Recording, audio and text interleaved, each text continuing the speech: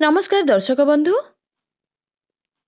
चलतु जानिबा दुनियार सबुठारु भल स्वप्न जदि देखुछंती तेबे काहाकू भी कुहंतु नहीं। तेबे दर्शक बंधु राति रे समस्ते किछि ना किछि स्वप्न देखि थांती।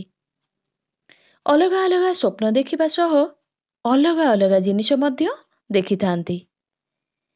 एमिति किछि स्वप्न देखि थांती जहा जीवन रे किछि भी मूल्य रही न थाए, किंतु स्वप्न बेले बेले सत होई जाई थाए।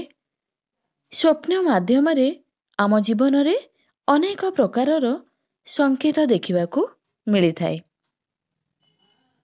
आज आमे जानिबा केउ स्वप्न देखिले केउ फल मिलिबो। जदि भयंकर स्वप्न राति 12 रु 2 मध्य देखुछंती तेबे तुरंत महादेवंकु ध्यान करिबा उचित। सकाळे उठिबा परे शिव मंदिर को जाई भगवान शिवंकर पूजा करंतु। जदि भयंकर स्वप्न बारंबार देखुछंती तेबे भगवान हनुमानंकर ध्यान करिबा सह हनुमान चालीसा पाठ करंतु। एहा द्वारा खराब स्वप्नर खराब फल मिलिबो नाही।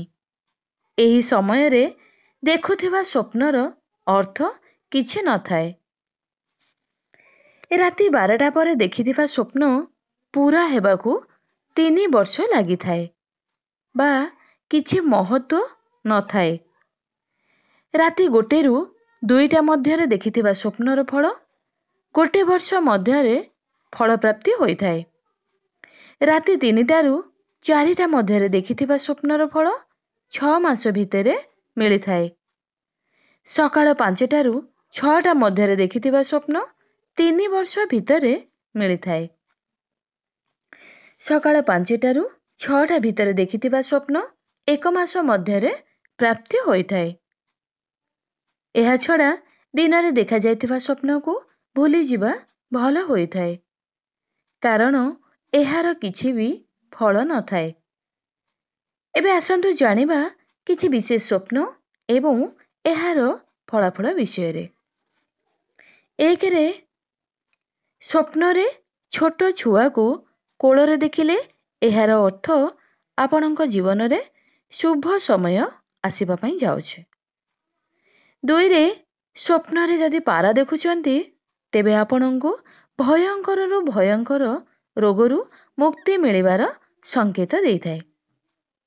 3 रे स्वप्न रे निज भाई को देखिले आपणकर जीवन रे नुआ बंधु आसीबार संकेत देई थाए।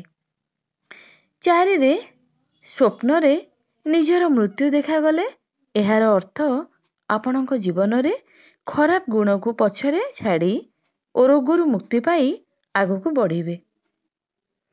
5 रे स्वप्न रे मशाणी रे शव देखुचंती तेबे शुभ लाभ पाई संकेत देई थाए। जदि त्रिशूल स्वप्न रे देखुचंती तेबे शत्रुंक ठारू मुक्ति मिली जाइछि। 6 रे जदि स्वप्न रे बंधु परिजन को देखुचंती तेबे आपणकर भल समय आरंभ हेबा पई जाउछि। 7 रे राति रे मंदिर रे स्वप्न देखिले धार्मिक कार्य आपणक द्वारा हेबार संकेत मिली थाए।